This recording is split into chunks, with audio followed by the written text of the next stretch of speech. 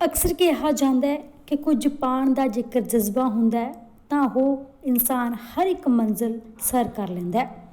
ਖੁਦ ਹੀ ਉਹ ਮੰਜ਼ਿਲ ਨਹੀਂ ਪਾਉਂਦਾ ਬਲਕਿ ਅੱਗੇ ਉਸ ਦੇ ਵਿੱਚ ਇਸ ਕਦਰ ਜਨੂਨ ਹੁੰਦਾ ਹੈ ਕਿ ਉਹ ਆਉਣ ਵਾਲੀਆਂ ਪੀੜ੍ਹੀਆਂ ਨੂੰ ਵੀ, ਆਉਣ ਵਾਲੇ ਬੱਚਿਆਂ ਨੂੰ ਵੀ ਉਸ ਲਾਈਨ ਦੇ ਵਿੱਚ ਲਾਉਂਦਾ ਹੈ ਤਾਂ ਜੋ ਉਹ ਜਿਸ ਤਰੀਕੇ ਨਾਲ ਖੁਦ ਨਾਮ ਉਸਨੇ ਕਮਾਇਆ ਹੈ ਹੋਰ ਬੱਚੇ ਵੀ ਉਸ ਦਾ ਨਾਮ ਕਮਾਉਣ। ਇਹ ਤਸਵੀਰਾਂ ਕੁਝ ਅਜਿਹਾ ਹੀ ਬਿਆਨ ਕਰ ਰਹੀਆਂ ਨੇ। ਤੁਸੀਂ ਵੇਖ ਸਕਦੇ ਹੋ ਕਿ ਬੱਚੇ ਕਿਸ ਤਰੀਕੇ ਨਾਲ ਇੱਥੇ ਕੁਸ਼ਤੀ ਦੀ ਪ੍ਰੈਕਟਿਸ ਕਰ ਰਹੇ ਨੇ। ਲਗਾਤਾਰ ਬੱਚੇ ਇਸ ਅਖਾੜੇ ਦੇ ਵਿੱਚ ਆਉਂਦੇ ਨੇ, ਜ਼ੋਰ ਅਜਮਾਇਸ਼ ਕਰਦੇ ਨੇ ਅਤੇ ਮੱਲਾ ਮਾਰਦੇ ਨੇ। ਇਸ ਦਾ ਸਿਹਰਾ ਜਾਂਦਾ ਹੈ ਉਸ ਵਿਅਕਤੀ ਨੂੰ ਜੋ ਖੁਦ ਇੱਕ ਪਿਛੋਕੜ ਤੋਂ ਪਹਿਲਵਾਨ ਹੈ। ਜੀ ਹਾਂ, ਅਸੀਂ ਗੱਲ ਕਰ ਰਹੇ ਹਾਂ ਨੈਸ਼ਨਲ ਲੈਵਲ ਦੇ ਖਿਡਾਰੀ ਵੇਦ ਪ੍ਰਕਾਸ਼ ਚੌਹਾਨ ਦੀ, ਜਿਨ੍ਹਾਂ ਦੇ ਵੱਲੋਂ ਇੱਕ ਸੁਪਨਾ ਸਜਾਇਆ ਗਿਆ ਸੀ ਕਿ ਉਹ ਜਿੱਥੇ ਖੁਦ ਖੇਡਾਂ ਦੇ ਵਿੱਚ ਲਗਨ ਰੱਖਦੇ ਨੇ ਉੱਥੇ ਹੀ ਬੱਚਿਆਂ ਨੂੰ ਵੀ ਖੇਡਾਂ ਦੇ ਵਿੱਚ ਆਉਣ ਲਈ ਹੋਰ ਜ਼ਿਆਦਾ ਉਤਸ਼ਾਹਿਤ ਕਰਨ। ਤੁਹਾਨੂੰ ਇਹ ਜਾਣ ਕੇ ਹੈਰਾਨੀ ਹੋਵੇਗੀ ਕਿ ਹੁਣ ਖੁਦ ਵੇਦ ਪ੍ਰਕਾਸ਼ ਜਿੱਥੇ ਇੱਥੇ ਬੱਚਿਆਂ ਨੂੰ ਇਹ ਟ੍ਰੇਨਿੰਗ ਦੇ ਰਹੇ ਨੇ, ਫ੍ਰੀ ਦੇ ਵਿੱਚ ਬੱਚਿਆਂ ਦੇ ਵਿੱਚ ਹੌਸਲਾ ਅਫਜ਼ਾਈ ਕਰਦੇ ਨੇ, ਉਹਨਾਂ ਦੀ ਵਧੀਆ ਜ਼ਿੰਦਗੀ ਬਣਾਉਣ ਦੇ ਵਿੱਚ ਇੱਕ ਮਦਦ ਕਰ ਰਹੇ ਨੇ, ਉੱਥੇ ਹੀ ਦੂਸਰੇ ਪਾਸੇ ਇਹ ਰੇਲਵੇ ਦੇ ਵਿੱਚ ਵੀ ਕੰਮ ਕਰ ਰਹੇ ਨੇ। 9 ਤੋਂ 5 ਰੇਲਵੇ ਦੇ ਵਿੱਚ ਜਾ ਕੇ ਆਪਣੀ ਡਿਊਟੀ ਪਗਾਉਂਦੇ ਨੇ ਅਤੇ ਉਸ ਤੋਂ ਬਾਅਦ ਸਵੇਰੇ ਅਤੇ ਸ਼ਾਮ ਨੂੰ 2 ਟਾਈਮ, ਚਾਹੇ ਮੌਸਮ ਕਿਹੋ ਜਿਹਾ ਹੋਵੇ, ਚਾਹੇ ਮੀਂਹ ਹੋਵੇ, ਅੰਨੇ ਜਾਂ ਤੂਫਾਨ, ਜਿੱਥੇ ਕੋਚ ਇਸ ਅਕੈਡਮੀ ਦੇ ਵਿੱਚ ਹਾਜ਼ਰ ਹੁੰਦਾ ਹੈ ਉੱਥੇ ਹੀ ਬੱਚੇ ਵੀ ਇੱਕ ਦਿਨ ਵੀ ਗੈਰ ਹਾਜ਼ਰ ਨਹੀਂ ਹੁੰਦੇ। ਇਹ ਮੁਕਾਮ ਕਿਸ ਤਰੀਕੇ ਨਾਲ ਹਾਸਲ ਕੀਤਾ ਹੈ ਇਹ ਸਾਰਾ ਵੇਦ ਪ੍ਰਕਾਸ਼ ਚੌਹਾਨ ਤੋਂ ਸੁਣਦੇ ਹਾਂ। मेरा नाम वेद प्रकाश चौहान, मैं बतौर CTI ਲਾਈਨ ਧੂਰੀ ਇੰਚਾਰਜ ਜੀ। ਕਿਸ ਤਰ੍ਹਾਂ ਮਨ ਚ ਆਇਆ ਵੀ ਬੱਚਿਆਂ ਨੂੰ ਰੈਸਲਿੰਗ ਦੀ ਕੋਚਿੰਗ ਦਿੱਤੀ ਜਾਵੇ? देखो जी, जो मैं बच्चों के बारे में जब मैंने ये देखा तो हरियाणा के मेडल बहुत आते हैं, तो मैंने अपने मन में साझा कि भी क्यों ना हम पंजाब से भी अपने बच्चों को तैयार करें और बच्चे अच्छे निकलें और बुरी आदतों से दूर रहें। इस करके मैंने ये सोचा, ये मेरा शौक़ था। मैं एक खुद इंटरनेशनल रेसलर हूँ और एज ए स्पोर्ट्स कोटे से मैं रेलवे में भर्ती हुआ हूँ। तभी मेरे मन में आया कि क्योंकि जो रेसलिंग होती है ना वो गरीब घर से पैदा होता बच्चा, और मैंने इस करके यहाँ पंजाब में ये एकेडमी खोली है कि किसी का बच्चा स्पोर्ट्स में निकल करके कहीं जॉब करे या एशियाड में, ओलंपिक में इंडिया के लिए मेडल लेकर गए। तब मेरे मन में ये एक मुझे थोड़ी प्रॉब्लम आई थी, जो कि रीढ़ की हड्डी में मेरे प्रॉब्लम आ गई थी, तो मैंने अपनी प्रैक्टिस शुरू करी तो मैं फिट हो गया। तो मैंने इसी करके इन बच्चों का साथ साथ मेरी भी प्रैक्टिस हो जाती है, और मैंने ये अब मेरा शौक़ था कि भाई मैं एक दिन एकेडमी जरूर खोलूँगा, तो वो मैं 2021 में लास्ट में मैंने ये एकेडमी खोली थी। अभी आपके पास कितने बच्चे सीख रहे हैं? मेरे पास तकरीबन 45-45 बच्चे सुबह शाम में मिल करके आते हैं। नहीं जी, कितने बच्चे ਹੁਣ तक गोल्ड मेडल लाए?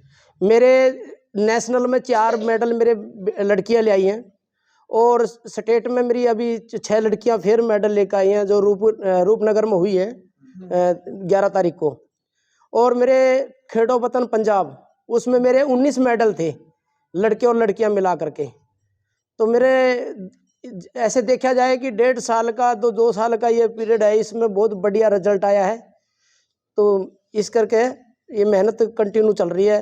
हम कभी भी छुट्टी नहीं करते, सिर्फ ओनली मंगलवार को छुट्टी करते, बाकी चाहे आंधी आए तूफान आए हमने यहाँ ग्राउंड में आना ही आना है। नहीं जी, ये गेम केड़े बच्चे खेल सकते हैं?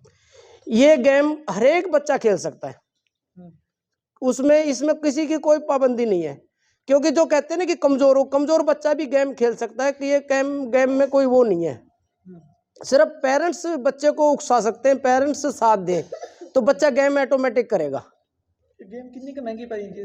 ये सर सभी गेमों से सस्ती गेम है, क्योंकि इसमें कोई खर्चा नहीं लगता, ओनली डाइट लगती है। डाइट तो हम अपने बच्चे को खिलाएंगे तो बच्चा कल को काम भी करेगा और कमाई भीगा।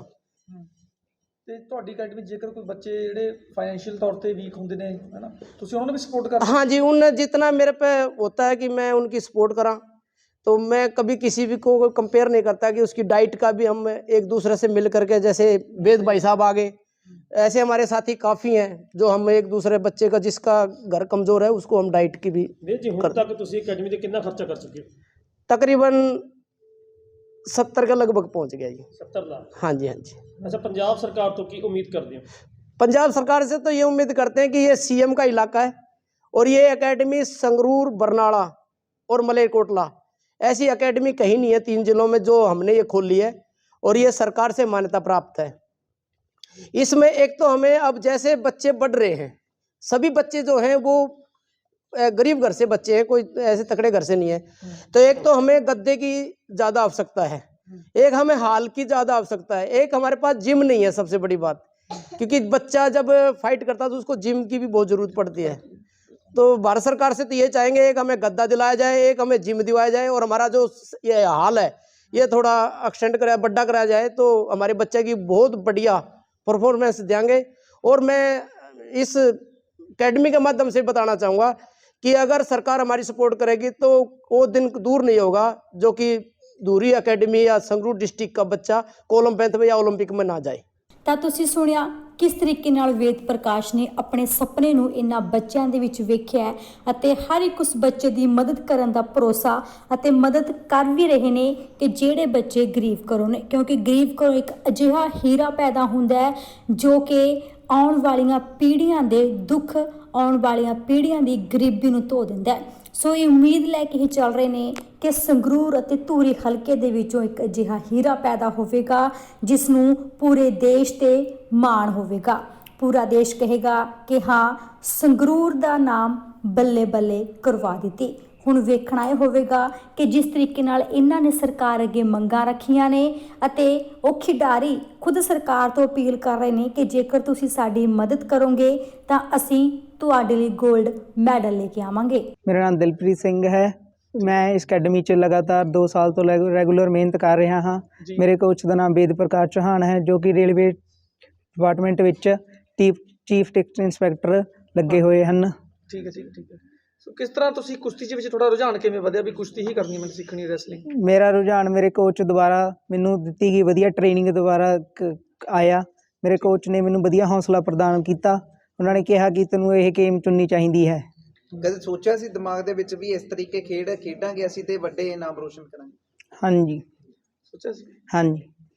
ਪੰਜਾਬ ਸਰਕਾਰ ਤੋਂ ਕੀ ਮੰਗ ਕਰਦੇ ਹੋ? ਮੈਂ ਪੰਜਾਬ ਸਰਕਾਰ ਤੋਂ ਇਹ ਮੰਗ ਕਰਨਾ ਚਾਹੁੰਦਾ ਹਾਂ, ਇੱਕ ਤਾਂ ਸਾਡੇ ਗਰਾਊਂਡ ਨੂੰ ਵਧੀਆ ਕੋਚ ਪ੍ਰਦਾਨ ਕੀਤਾ ਜਾਵੇ ਤਾਂ ਜੋ ਸਾਡੇ ਕੋਚ ਸਾਹਿਬ ਦੀ ਸਹਾਇਤਾ ਹੋਰ ਵਧੀਆ ਕਰ ਸਕਣ। ਅਤੇ ਪੰਜਾਬ ਸਰਕਾਰ ਤੋਂ ਮੈਂ ਇੱਕ ਲੰਬੇ ਹਾਲ ਅਤੇ ਮੈਰਿਟ ਦੀ ਵਧੀਆ ਮਦਦ ਮੰਗਣਾ ਚਾਹੁੰਦਾ ਹਾਂ ਅਤੇ ਮੇਰੇ ਨਾਲ ਦੇ ਲੋੜਵੰਦ ਖਿਡਾਰੀਆਂ ਨੂੰ ਪੰਜਾਬ ਸਰਕਾਰ ਵੱਧ ਤੋਂ ਵੱਧ ਸਹੂਲਤ, ਡਾਈਟ ਦੀ ਸਹੂਲਤ ਪ੍ਰਦਾਨ ਕਰੇ।